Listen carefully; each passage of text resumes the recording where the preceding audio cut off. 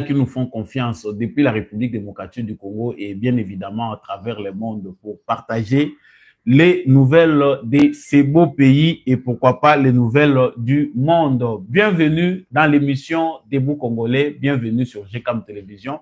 Vous savez les gestes simples que nous devons faire pour accompagner cette actualité ou soutenir l'émission. Veuillez déjà premièrement liker cette vidéo, partager avec les voisins et pourquoi pas nous laisser un commentaire. Dites-nous ce que vous pensez déjà de notre actualité et dites-nous comment vous appréciez l'actualité, vous en pensez. Voilà, vous êtes en direct de GCAM Télévision. Partagez les lives et l'émission. N'hésitez pas à vous abonner et à commenter.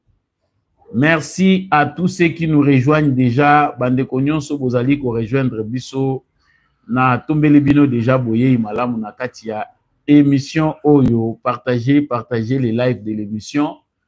Partagez, vous êtes bel et bien sur GCAM Télévision. Merci d'être avec nous. Merci de nous rejoindre sur cette plateforme des éclairés à travers l'émission Debout Congolais. Voilà. L'actualité en République démocratique du Congo est dominée par ce que la DGM vient de faire avec les proches de Joseph Kabila. DGM Alobi, Obé Minaku, Emmanuel Ramazani Shadari, Ferdinand Kambere, Bakoki Kobimambo Kate. Découvrez dans cette émission pourquoi. Pour la nini ba empêcher bango babimali banda ya mboka. Alors que ce sont des citoyens congolais libres, pourquoi Bakoki Kobimali banda ya mboka te? En tout cas, je suis là en direct pour en parler. Tout de suite, le ki makambo mingi metoko le belango lisusu. Basala qui fait lobby, ndenge nini bakendaki devant auditorat militaire supérieur, pe babimi bazongi melelo sangweza esengote. Naza ko le belango awa. Shadari, Obé Minaku, Ferdinand Kambere, porte ya Congo et Kangemeli Bango. Balubi bavanda nanu nanda. Nous allons parler du pourquoi. L'actualité, c'est aussi ce qui se passe à Minembwe. Les Congolais doivent être prudents. Nous devons être prudents pour combattre cette manipulation venant du Rwanda. Aujourd'hui, Nalobakana Batouté, je ne cite pas les noms de gens, mais aujourd'hui, je suis obligé de me consacrer, essayer de me focaliser sur la personne de M. Moïse Nyarugabo. Bomonaki, depuis lobby que l'armée congolaise a sali Moussala Mounene, il y a qu'au démanteler réseau, il y a bateau bazali coopérer na Minembwe. Ceux qui veulent que l'armée rwandaise et le M23 passent à la jonction na Baturaneo et puis les raids Tabara. Ça se passe au sud Kivu, na commune wana ya Minembwe. C'est là-bas qu'il y a une manipulation. Bomoni ki ennemi aza ko avancer, baza ko kosa neti bazo ko linga ko kende na basansu nyonso pour embrouiller l'armée, mais l'objectif c'est d'atteindre Minembwe. Pourquoi les bombardements de l'armée congolaise font mal à M. Moïse Nyarugabo? Pourquoi ça fait mal à certains acteurs qui en parlent même au niveau international? Nous allons parler de cette stratégie de l'armée congolaise. Pour la nini ba bombarder ba munitions na ba armement na bango. Pourquoi depuis longtemps basala qui en côté? Je vais encore revenir pour parler de cette campagne de l'ennemi, ce qui se passe à l'est du Congo. Boyo ki o balingi ba kota na Tanganyika, o balingi ba kende boye. Toza ko lobelango na kati émission oyo, toza la te bato yo ennemi aza ko utiliser pour na ko déstabiliser biso. Partagez déjà les lives de cette émission. Nous allons y parler. Dans cette émission, nous allons parler aussi de cette affaire. Il y a Rwandais Oyo, bakomi na préfecture, il y a Paris, pour empêcher que manifestation Oyo ba Congolais balingi basa la concert ya Maître Gims pour récolter ba fonds Oyo koki ko permettre que bande konabiso ba Congolais ba venir en aide na bana Oyo bazali victime na instabilité tout pe guerre à l'est du Congo pe ba ndeko mususu pe bazali ba déplacer. Mais il y a des Rwandais qui ont écrit à la préfecture de Paris pour na koyebisa bango que esengeli ba reporter événement wana pour na date moko ultérieure. Qui sont-ils? Pourquoi bango bazali kolinga que ba médiatiser oya bango événement et génocide ya batuti? Pourquoi à ce stade bakomi ko s'opposer baza ko cibler ba congolais bazali ko élever ba voix? Voilà l'empire du mensonge qui a été construit et tenté de se déconstruire. Je n'oublierai pas de parler dans cette émission de cette affaire qui fait débat. Ezali kolobema mingi. Ezali likamboya makamboya Pepe Mbosso. Tout le monde a commis comme distraction. Je n'en ai pas parlé dans l'émission précédente, mais j'en parle maintenant parce que est commis comme distraction. Est-ce que Mbosso Kodia, vice-président et Assemblée nationale, deuxième vice-président, a lobaki que Sengeli, Babo Makamere, Nabanganga Naye, Naba chef coutumier, qui sont à la base de cette manipulation? Pourquoi les partisans et Vital Kamere, Bazali, pour s'acharner plus pour vendre la dossier wana, alors que plusieurs observateurs trouvent déjà que c'est une manipulation? Dans cette émission, nous allons vraiment en parler. Et je n'oublierai pas pourquoi de parler de la ville de Kinshasa, où Yongai Nazali, Nazana ville à Kinshasa, Daniel Bumba Payo Kangai, qu'est-ce qui se passe dans la ville de Kinshasa? Nous en parlerons. Voilà tout pour l'essentiel de l'actualité que nous devons aborder avec vous dans le cadre de cette émission. Merci Nabandeko Nyonso, Bozali ko rejoindre Bisso. Partagez déjà live émission, Oyo, likez. Bonjour, bonsoir, partout où vous aimeriez bien nous suivre. Bandeko Nyonso Boza déjà en direct. Donnez la force à cette chaîne en partageant les lives de l'émission et en vous abonnant. Na utaki koloba wa na ebandeli. Na kobosa na pété parce que ezana bandeko bakanisi na bosa ni soko kotaki avant. Yeba que nyonso ezalaka na suka nango. Soki oza yanke to ozali yuma kokanisa te ke ozali épargner la justice invisible. Biso nyonso to ko récolter kaka makambo to sema. O bomi batu, o yibi batu, o massacrer batu, o sali nyonso yoko ko sala. Tout puissant baza ko benga yo, incontournable baza ko benga yo, justice nzambe ba korompa kango te, ba contourna kango pété. Tôt ou tard, chacun finit par payer les prix de ses actes. Voilà la leçon morale qui nous invite souvent dans cette émission. Et ça rapport nanga lokola devoir nazo lekisila yo tante parce que yo lingi mingi kaka actualité. Nazo ngi sikawa na makambo yo ya Shadari, ya Minaku na Ferdinand Kamberi. Balobaka un homme averti en vaut deux. Biso ba o tolobaka tangu tolobaka boye batu musu bakanisa kaka ezoleka lokola mupepe. Nous savons d'où nous tirons notre force et pourquoi tolobaka makambo. J'ai parlé il y a peut-être 5 ou 6 émissions passées na lobaki likambo. Il y a porte, il y a prison ko kanga ko fongamela batu moko catégorie ya batu moko oyo balingi biso na Congo to vivre en pété. Na lobaki que il y aura des arrestations. Il ne faut pas penser que le la ba porte il y a prison et fongwami Tshisekedi abimisi bao bazaki na kati que désormais batu bakokota lisu sous prison te parce que Tshisekedi azobanga koya ko perdre le pouvoir, il est déjà fatigué. Non, détrompez-vous.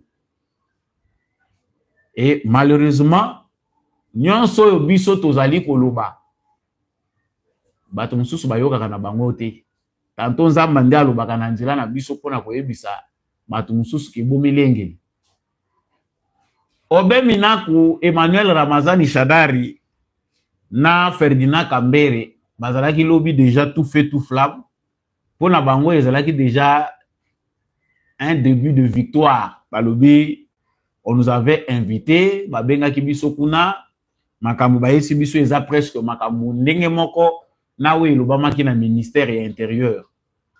Alors lokola ba invita kibiso balobi makambo moko wana tozali komona que il n'avait pas de raison ya kobengisa biso. Et voilà, nous sommes accompagnés par nos militants.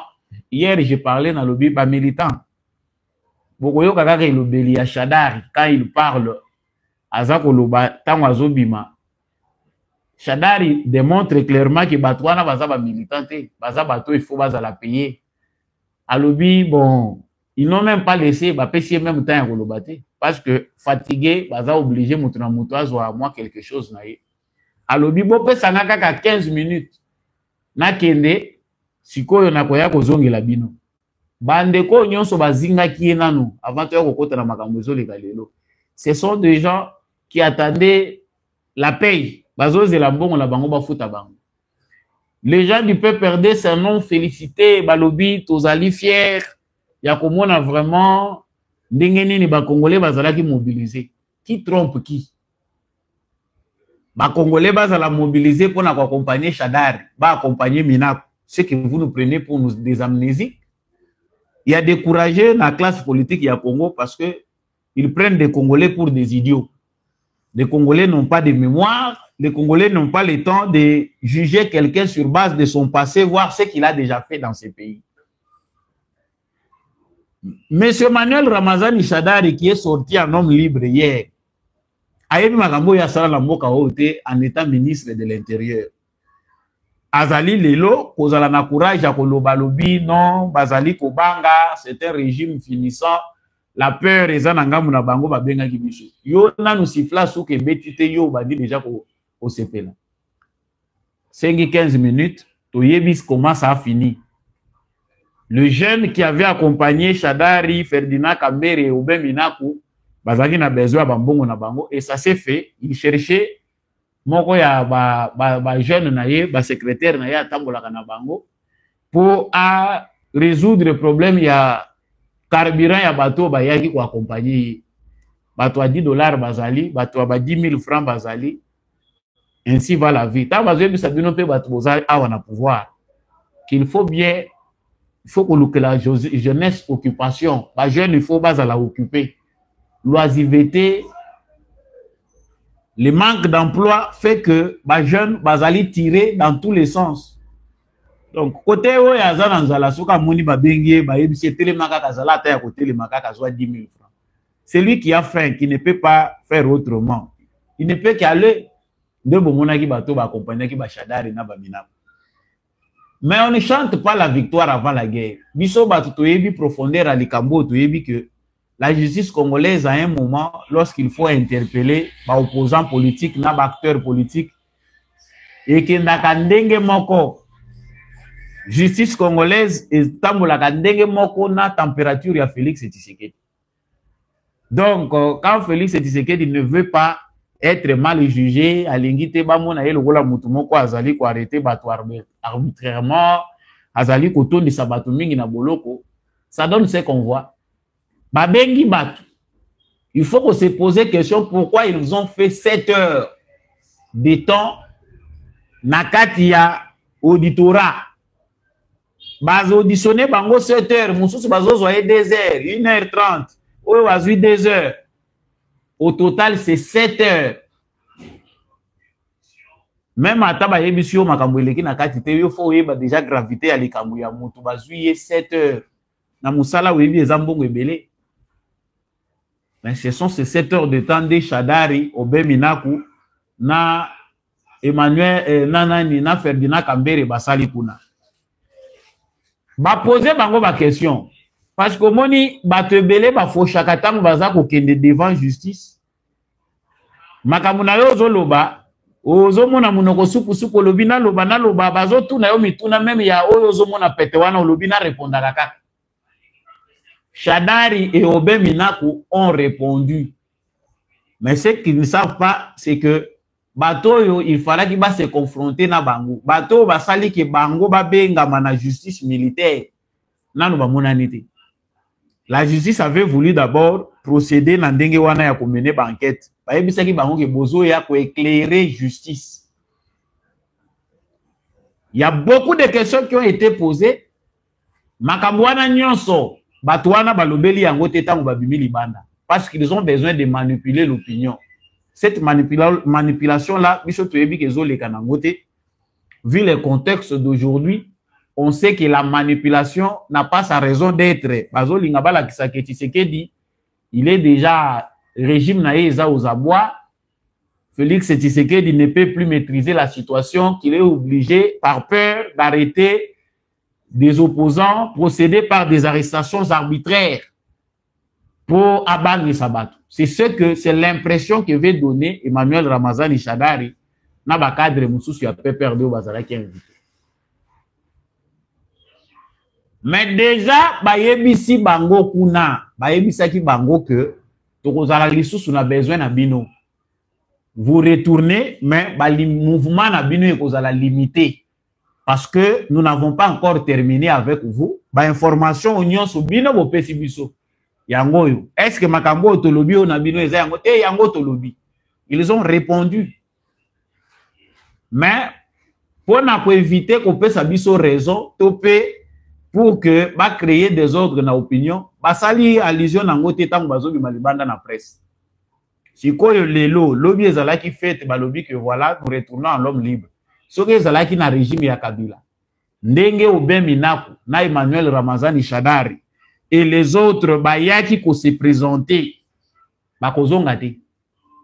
Sur base des informations au justice militaire bazanango. Il faut qu'on y ait la juridiction. Pourquoi un civil peut être appelé? Dans quel contexte? Justice et bien civil. Justice militaire. Yo zali militaire, mais au moins justice et bien ici yo. Balobi que il faut oya qu'on répondre. Quelle est cette circonstance-là qui fait que un civil puisse se retrouver dans une juridiction militaire? Même Bangomo Bandaïko se poser la question, on dirait ignorance.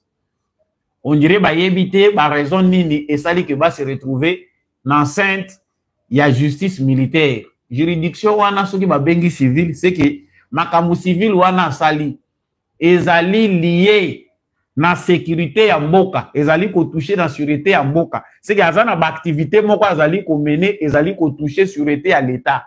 Topé ezali na tendance ya ko déstabiliser mboka. Wana balekisaka ngomba la moko justice militaire nde mutu ezalaka na ora wana ya kosambisa makambo ya ndenge wana ekendaka lisusu na ba civilité.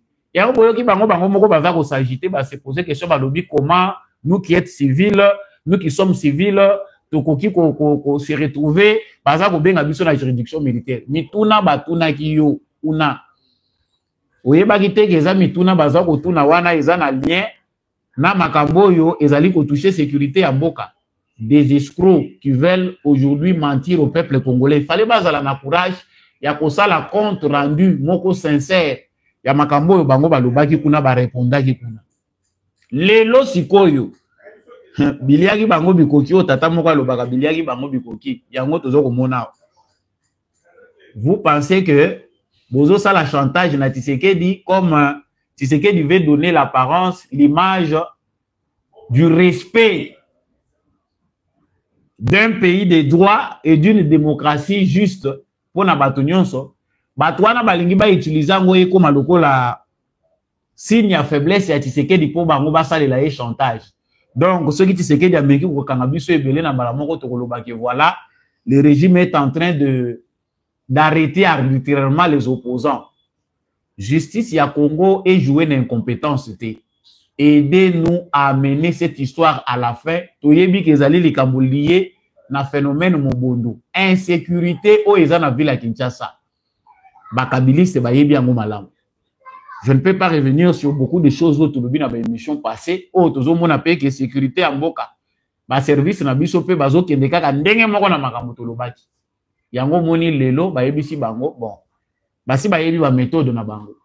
Lorsque quelqu'un trouve que ndenge makambo eza ko kendele bakokanga ngai, il doit déjà fuir. Déjà lobby selon certaines sources Oben Minaku alingaki déjà tout la mwisi azaza. Ndenge balobaka wana lingala na biso a compliqué. Tout la mwisi azaza il a dit que alingazwa déjà poudre escampette akima. Ote nazo sala tour na Brazzaville na koya kozonga te. Bino bokozonga te kende ko répondre na lukuna si mandé ko sala tour après. Vous allez comprendre la situation. C'est que les lots ainsi sonnent les glas. Oyo c'est maki ya mozo récolté. Déjà m'a publié communiqué à lobby pas de sortie. Makobi mate. Bo vendre la nanu awa jusqu'à ce que l'enquête union soit aussi là dossier na bino ekokoma na suka nde toyeba ndenge nini tokoki ko kiki la bino nzela bokoye kobima. On ne joue pas avec l'État. Si Félix Tshisekedi a meki ko mesanisa biso na bino que dans un premier temps liberté ou batikela ki ba congolais la kisiki sala nyonso et comme libertinage. Sala buzo ba nyonso jusqu'à mettre en danger la sécurité du pays ba kotika. Nous sommes là pour dire pendant ce temps Kabila est en train de trouver chercher bamboka nini ya ko kende ko pemela ndenge nini batu nini ya ko recruter pour les dernières cartes. Yo, à l'intérieur, vous pensez que qu'il n'y a pas mieux à faire. Le mieux à faire, c'est de créer l'insécurité dans le pays, déstabiliser Tshisekedi. Ce n'est pas Tshisekedi que vous déstabilisez, c'est nous, c'est le pays. Félicitations à DGM. Faites ça pour Nabatu Nyonso. DGM, il faut que la kosala musala nango ko serrer malamu ba ceinture. Et au moment où nous parlons, tous à continuer à insister. Blaise Limba Limba, commissaire provincial à la police, ville à Kinshasa. Vous avez défié yo. Ils avaient promis, parce que ceux qui ont besoin de la Kuna Bango, la ville instable. Je peux faire un recul ici pour nous Nous avons alerté. Tout ça, on peut faire peur, mais nous sommes aussi na mise sur renseignement, toujours sur information, toujours pesa na bateau yo, baza ko lia mbongo ya l'État sous prétexte qu'il travaille dans les services de sécurité. L'insécurité à Goma est durée 2 ans d'affilée. Soki mokolo moko eleki, soki 2 jours eleki okoyoka babomaki mutu. Criminalité dans une ville qu'on pouvait contrôler, mieux sécuriser. Toutes les unités bazalaki na Goma. Pour montrer qu'il n'y a pas assez de coordination entre nos forces. Bato bazali ko kambambo kanabiso na niveau sur le plan sécuritaire. Coordination ya malunga ezati. Na moment na za koloba awa, les informations qu'il faut lier. Bomoni ba criminel bazongi les sous coopérer. Na ba nini ya ba food market alimentation ba supermarché bazongeli ko mener ko sala babiloko wana baye ba moni ba cambiste. Ça se répète les lots les sous soki na boto soki na tongo ils étaient à Selembao ba criminel et en plein jour ba bomi batu basali ba crime basali nyonso bango bakoyi ko sala wana. Monsieur le président de la République tu ebi ko za saturé. Quand on gère les pays, on défend un pays, oyo, olingi intégrité territoriale et qui n'était pas avec des ennemis internes, tu as vu qu'ils ont tâche facilité.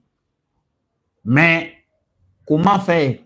Ils ont un bateau, il faut, sur base de leur incompétence, ces incompétences, c'était sa complicité.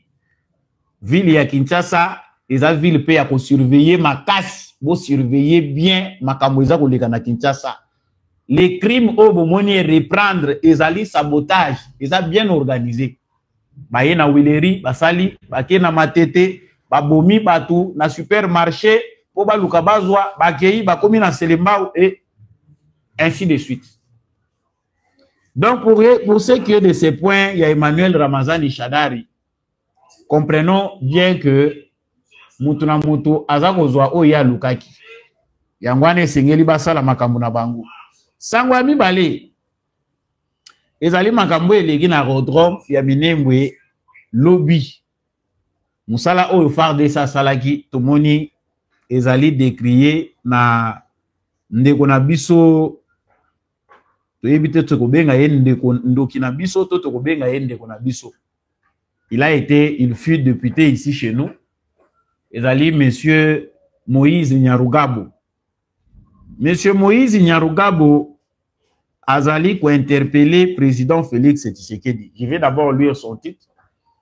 Minembwe est sous les bombes depuis 11h38 ce matin. Bato boyebi était soko ki na compte Twitter na ye. C'est tout ce qu'il peut donner comme information. Minembwe est sous les bombes depuis 11h38 ce matin. Les Sukhoi qui venaient de bombarder l'aérodrome et le village de Kiziba de l'église méthodiste est rentré à Kisangani pour recharger. En ce moment, il est 12h58 local. Il est en route pour Minembwe, encore pour de nouveaux pulvériser les villages et leur population de bombes. L'acharnement de ces régimes et le gouvernement de mon pays sur Minembwe et les Banyamulenge est diabolique. Je suis convaincu que même les diables s'étonnent, mais tous ceux qui participent à cette décision les payeront. Wana ezali tweet à Moïse Nyarugabo. Moi, je suis en train de me demander qu'est-ce qu'on a fait au bon Dieu. Ce monsieur dont on parle, il fut député, sénateur, Nakati Yambo Kanabiso.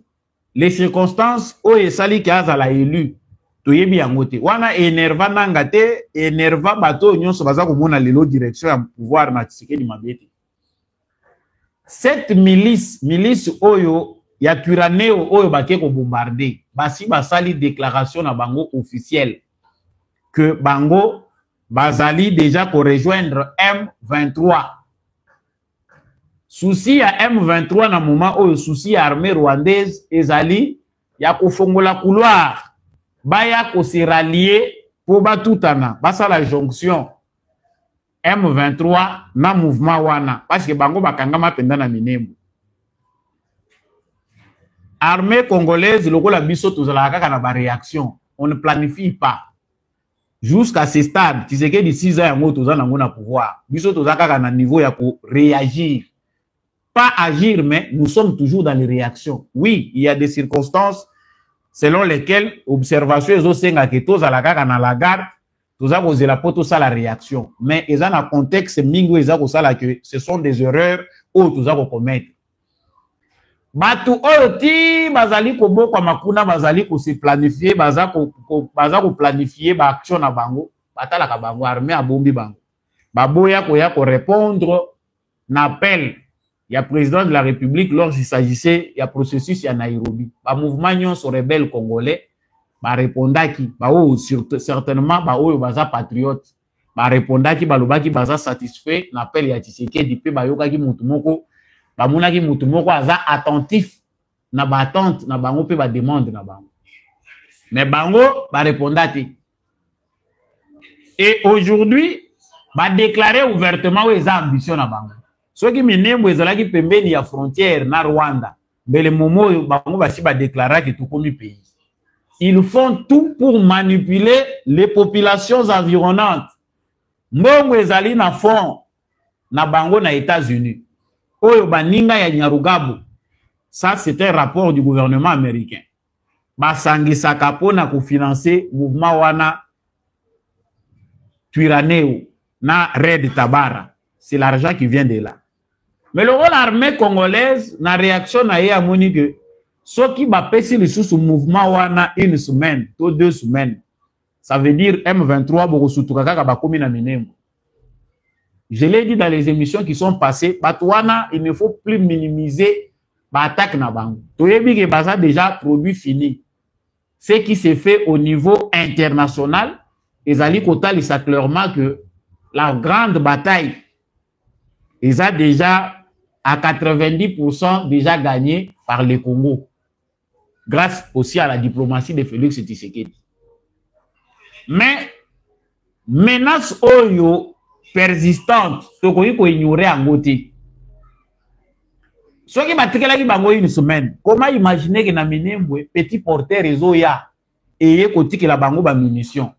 Ce qui m'a vu carte, le rôle à Google, et comment nango Google Map eza nango ko yikotala distance ezali ko kabola Minembwe na Rwanda, frontière ya Rwanda. C'est très loin. Mais comment ces gens-là bazali ko zwa bibundeli? Armement na bango ezoya wapi? Babelela depuis longtemps, bato yo babelela que le gouvernement congolais a tiki Minembwe ezo comme on dirait parallèlement un pays. Des avions montent et descendent. Le gouvernement congolais a contrôlé. Nous autres, nous étions sceptiques. Tolobi était. Bato bazali ko aggraver situation, la situation est sous contrôle. Manipulation, corruption, ezako sala ke ba vu ezo kita et etikeli bango minduki et mati ekei. Ote ezaba médicament, ote ba missionnaire moko européen, ba bazo sala reportage, ote ezali organisation moko, organisme moko ya développement et ces gens-là sont bien équipés. Mais lobby, Monseigneur Sukoyi, Monseigneur Cardinal Fridolin Ambongote, Monseigneur Chaud le Pété. son éminence Pété Sukoyi a visité bango tango bamoni que ba tche bibundeli na bango ba drone na ba Sukoyi et raser bango. Voilà toute la colère ya Batouana. Nous avons un problème pour comprendre ce qui se passe réellement à Point Wana. Il y a une nette différence entre les Banyamulenge, les Banyarwanda, ceux qui s'affirment touti bazabu lobango makasi. Groupe ya ministre Nabiso Excellence, ministre infrastructure, acha lobaki clairement que l'idée ya Banyamulenge batata na bamondi ba créaka yango. Il y a ba vague ya batuti o bayaka liboso oyo belge a transplantaka amema na Congo. Bayaka avant indépendance. Un peu loin. Ils ont vague ya bongo 2 fois avant indépendance. Baza kozwa bango na Rwanda, baza komima bango na Congo. C'est venant là, na terme anthropologique babengaka bango ba allochtone. Différence ezali entre ba autochtone na ba allochtone. Ba allochtone wana baya, ils se sont installés, ils ont aussi leur conflit na ba autochtone. Mais la gravité est que après ces vents-là, après l'indépendance, va y a infiltration, y a ba oyo, ba yawana, ba yago bakisamaka. C'est-à-dire, à partir du Rwanda, ba sali projet na bango, ba touti mususu ba yak. Donc, il y a 2 catégories de touti. C'est touti qui sont venus avant l'indépendance, oyo bandimi, bami benga banyamulenge, bazalaka pe hostile. Na ba oyo, ba yego yasima. Oyo baye na bavagi ya makambo ba génocide ba oyo Kagame alungi penda alukela bango mboka ya sika. Ça dit c'est 2 vagues différentes. Ba mususu bana na bango ba bota magia wa ils sont venus avant l'indépendance et la cacophonie fait que biso ba mususu toza na maîtrise ya histoire te. Tozali kokweya na bambeba parce que nous parlons de tout sans avoir la vraie connaissance, il y a problème ndenge ezali. Et dans ces contextes-là, baza pe na ba rivalité na bango. Monsieur Nyarugabo, clairement, fait partie de ceux-là qui sont dans ces complots avec Kagame. Ces complots qui veulent que un jour, bakati la bango qui teigne ndambu ya mabele, ba pe sa bango. Mais il travaille depuis longtemps sur ces sujets. Kagame azali ko continuer ko tinde la bango ba Rwandais mususu. On forme dans les services de renseignement rwandais, on envoie destination kende kaka na Minembwe. Destination kende place telle. Donc, ba peupler kaka, ba continuer kotonda pour que l'objectif na bango ba atteindre. Malgré tout ce que nous avons fait comme résistance, ces gens-là, na nature ya bango, ils sont bien préparés, bazaka un objectif qu'il faut basala. Yango boyoki Nyarugabo, oyo azalaka sénateur et député alobelaka makambo mususu ya Congo te, ya alobelaka kaka makambo ya Minembwe. Nde yango e préoccupaka ye. Awa toyoka lisusu Ruberu ate. Avandi silencieux dans l'ombre ayebi ndenge nini oyo aza kosalaka. Mais awa toza koyoka nde Nyarugabo.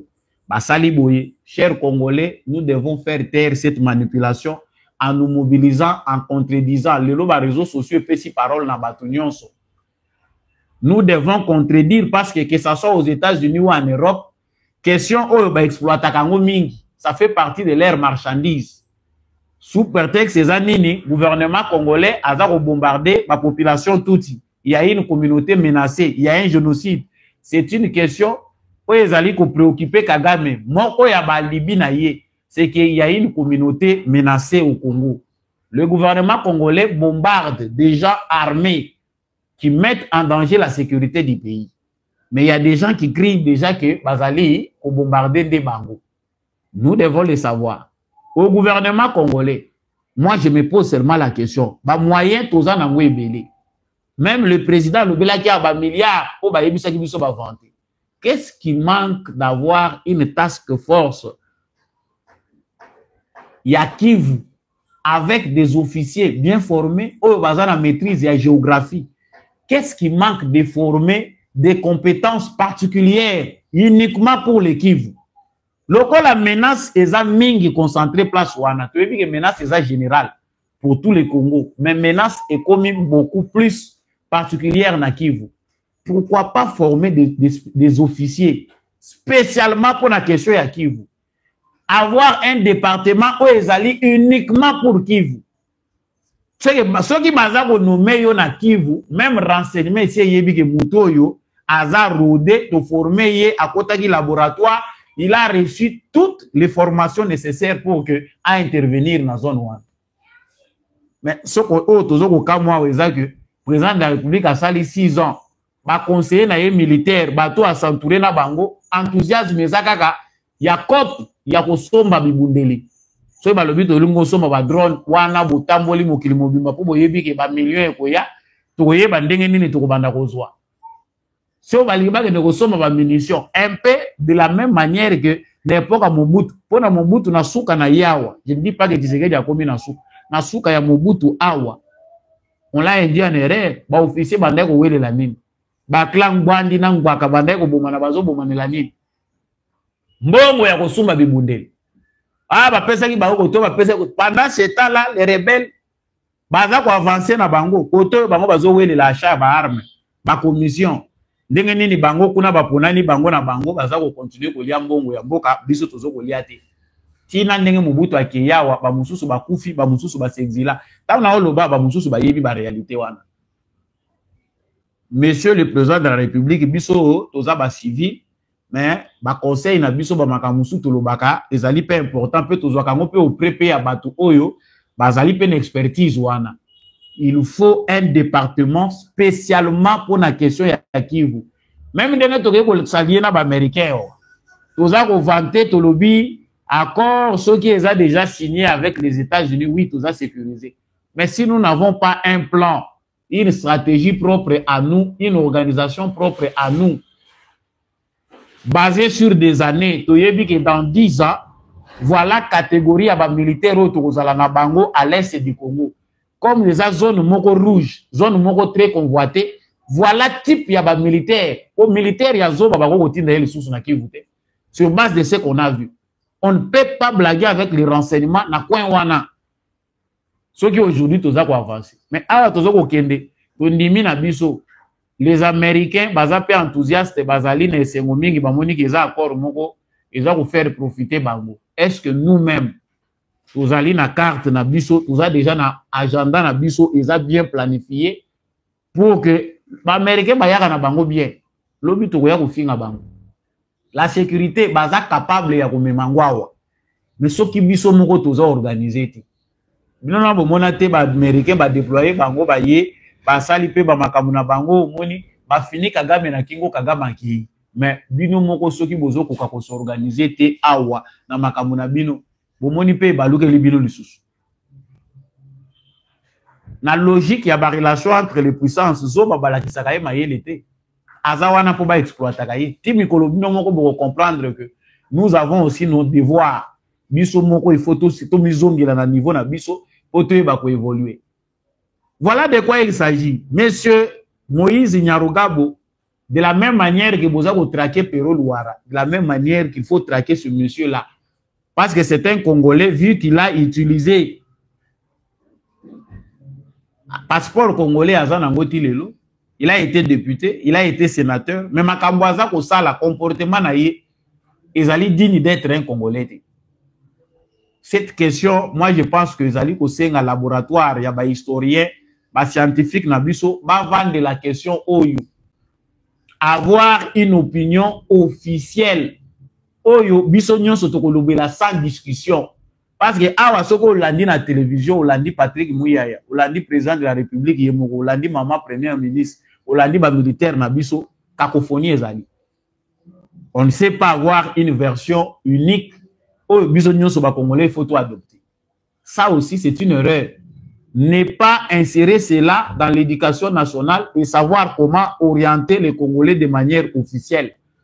Pena ba touti oyo baza ko se considérer Congolais, ba rwandophone baza ko se considérer Congolais, baza na droit d'encadrement. Intégration na bango, ce qui est raté, eza likolo ya manipulation na complot oyo memaki bango. Mais maintenant que nous les acceptons, est-ce que tu préparer ba service na biso pour encadrer batouana histoire biso des photos à prendre bang mais on va comme quoi prendre biso histoire non boyebi les années 1800 avant que les Belges viennent bomoni et déjà nos ancêtres étaient là les Tutsi congolais ça existait ils étaient dans cette terre avant les Belges Voilà, cacophonie. La télévision nationale congolaise, on ne voit pas assez de gens outillés pour contredire. Bamakambouane ezokota na mitu ya biso na bana na biso. Mutaza komona na te. Mais l'argent ya communication boza kolia. Mbongo ya média boza kolia. Toza pe na ministre. Ezaka ka note rhétorique ya sika et paradigme ya sika boza koyela biso. Ça se prépare, ça s'organise. Qui sont les gens habilités à intervenir sur cette question pour orienter opinion? Ça se fait de manière vague. Ceux qui critiquent Boyo, bino boza ba nyonsologue, boye binyons. Toza ba citoyens congolais, nous voulons voir clair. Mbongo ebele ezalaka dépensé par la République démocratique du Congo pour la communication, pour orienter l'opinion congolaise. Mbongo wana ezo servir te et que nango na maboko ya batu oyo lobi ba ko balukela bino lokola ba pero luara. Parce que vous les utilisez de manière médiocre. Opesi ngambongo na lié, opesi ngambongo na lié. Pas formé, sans quoi? Chers Congolais, moi ça m'énerve. Parce que j'ai autant que tu abordes, ils ont énervé. Des gens qui parlent un bon français, qui ont fait de bonnes études, ils ont un bureau climatisé, ils sont censés représenter tel ou tel autre ministère, ne savent pas ce qu'ils peuvent apporter comme idée pour faire avancer les pays. Mais bavandi kaka, l'homme peut changer mususu batie kaka ndenge moko, tolembi. Sango mususu nazali kolobela na cadre d'actualité oyo ezali au concerné mobilisation na bino. S'il vous plaît, likez et partagez. Partagez les lives de cette émission. Pourquoi tu sanga nanda kwa bateau naza koloba sans kotanga. Bayoka ka biso pe sala ka bien pour balamuka. Ezali affaire ezoleka na France. On ne sait pas pourquoi la mobilisation des Congolais inquiète de plus en plus Monsieur Paul Kagame. Donc, de l'autre côté, au Rwanda, lorsque les Congolais se mobilisent, ils ont apparaître pas na bango lokola Boutoubi bango mbeli. Kagame yo rapace. En France, nos frères congolais qui sont là-bas, je vous salue. Bandeko nous peut besoin d'ambition à partir de France exactement. Donc, vous avez besoin de l'information exacte. Nous ces autres qui dans le cadre d'information. Na France, makambo eza koleka kuna ezali que bandeko na biso ba organiser makambo ya Génocoste pe ndenge nini ko mobiliser ba fonds pour assister les enfants victimes de la guerre. Mais makambo bandeko na biso bazali ko sala esengi que ba organiser bazala pe na artiste na biso de renom oyo bazali bakoyi ko attirer les plus grands nombres pour que cette mobilisation là se fasse, faire entendre la voix du Congo. Et Maître Gims, chanteur, rappeur, azali moko pe aba Congolais ou bazali engagé na cause wana, cause na biso pour que ça cesse à l'est du Congo, cette agression du Rwanda. Lokola abwakela ki croix game libanga Kagame azako boma ba Congolais, ba Rwandais bazwa épée pour cible. Ça dit toutes les personnalités au Congo qui ne collaborent pas avec les services et renseignements rwandais, qui condamnent ouvertement les Rwandais, sont pris pour cible. Ça ne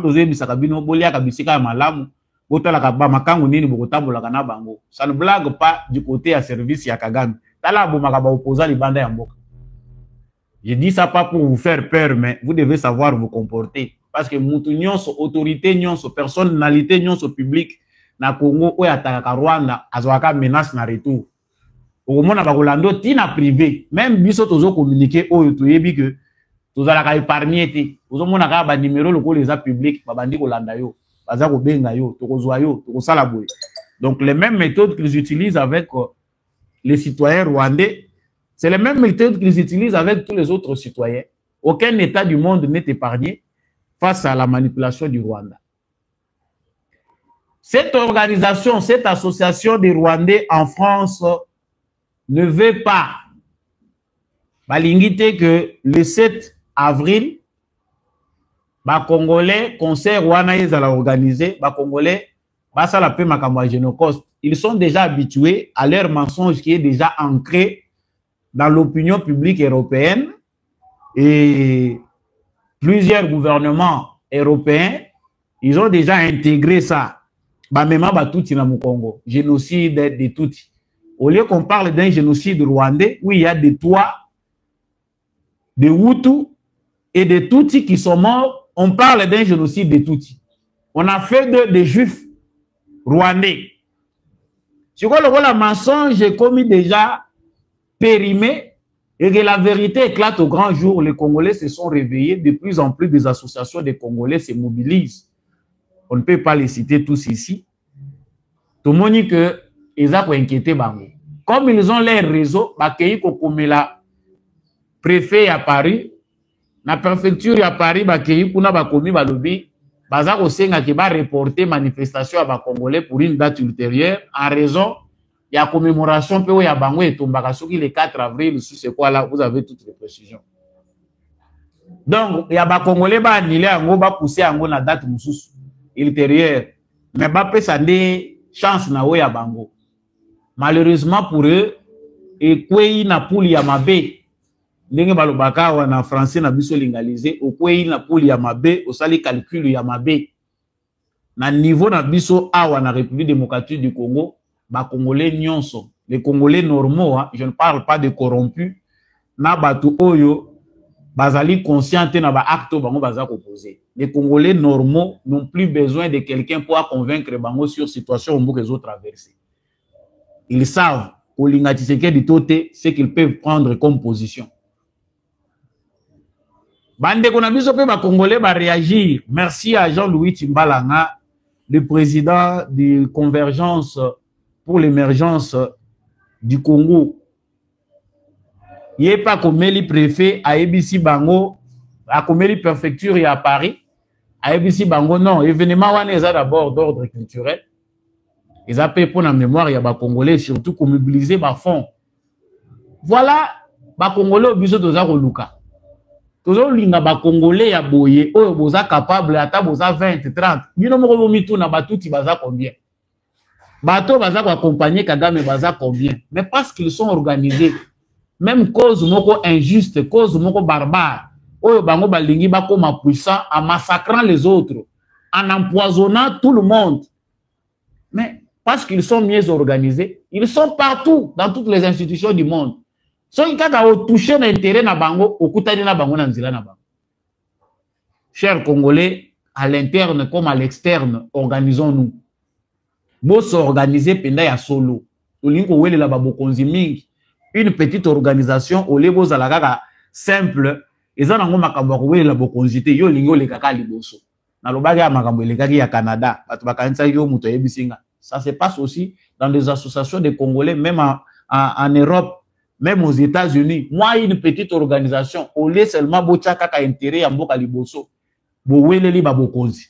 Bokomi ko bomana bino na bino ba Congolais, bochana ba poison, bo bomana. Pour juste une association, non, tozali sanga moko to wuti mboka moko mboka na biso eza menacé, to sangana. Bino boke ko bomelango baninga. Yango bomoni batuti, baza ko landaka bino partout. Logiquement parlant, les Rwandais doivent avoir peur des Congolais, les Rwandais doivent avoir peur du Congo.